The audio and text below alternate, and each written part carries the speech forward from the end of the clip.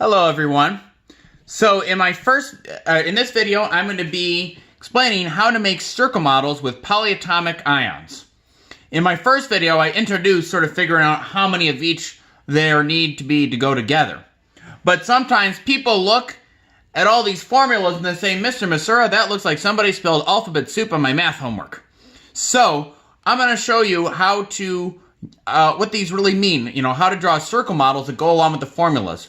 What I've done is I've taken the liberty on the side of setting up these ions just so that you can see where these formulas came from.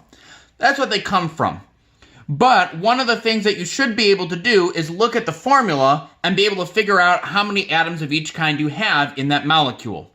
So let me give you an example with Na2O. This 2 there is a subscript, and it applies to everything that goes or only to the element that goes before it. So an Na2O tells you have 2 sodium atoms, and since there's an O without a subscript, that means just 1 oxygen atom. So 2 sodiums to 1 oxygen. If I were to draw a circle model, I would start by making 2 sodiums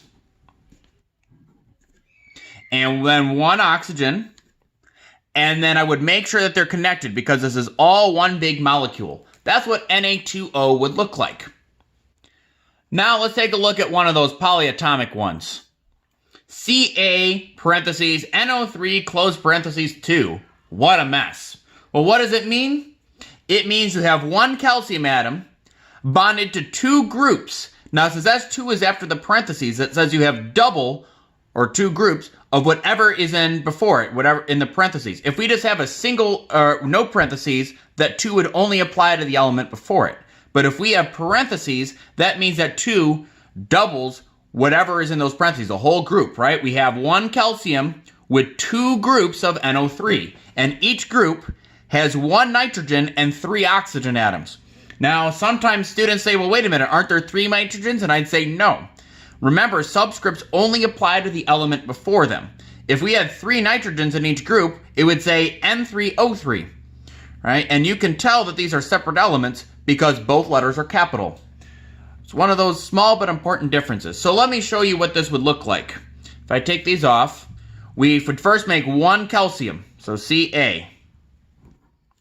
Then what I encourage people to do, if you have a group with parentheses, is I say, you know what? Cover that last subscript. If we cover that last subscript here, it says NO3, so I'm like, draw that. That would mean 1 nitrogen and 3 oxygens.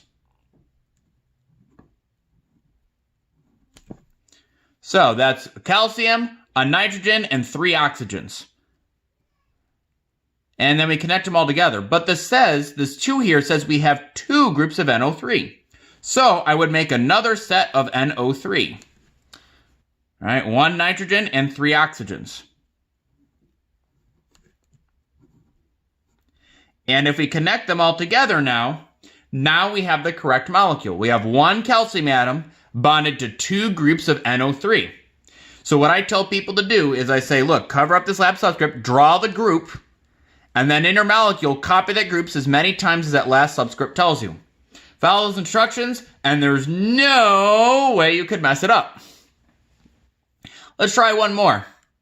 This one doesn't have parentheses, K2SO4. If there aren't parentheses, it's really more like the first example we did, right? K2 means we have to draw 2 potassium atoms. And then SO4, again, notice that 4 applies to the oxygen, but not to the sulfur, right? Subscripts only apply to the element before them, unless there's parentheses. So this means we only have 1 sulfur. So that's S. And then we have 4 oxygen atoms. 1, 2, 3, 4. Circle them all and connect them all together. And we have 1 big molecule with 2 potassiums, 1 sulfur, and 4 oxygens.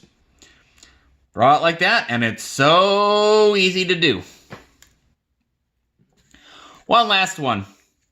So this is an ion called chlorate, ClO3. Remember, that's a lowercase l. That means it's 1 chlorine and 3 oxygen atoms. So when students look at this mess, they say, man, that's crazy. We got B parentheses Cl, right, lowercase l, O3, close parentheses 3. What a mess.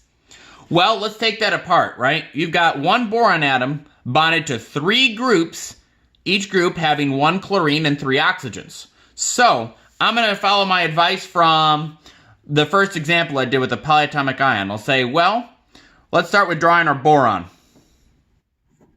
Okay, done. Then I say cover up this last subscript. Inside the parentheses, we have a group of ClO3. Again, keep in mind that's a lowercase l. So that means we've got 1 chlorine and 3 oxygen atoms in each group. So I say here's our ClO, right? 1 chlorine and 3 oxygen, ClO3. That's our first group. But this last 3 says that we have to have 3 groups of ClO3. So here's our second group, ClO. And here's our third group, ClO. Now we have 1 boron and 3 groups of each group having 1 chlorine and 3 oxygens. So we go ahead and circle them all up. And then you connect them all together. Now, as we have done in class, it's very important to make sure that all the connections are clear because this is one big molecule. That's right, it's got 13 atoms in it, all in one big molecule. Later on, it will become very important to show that this is just one molecule.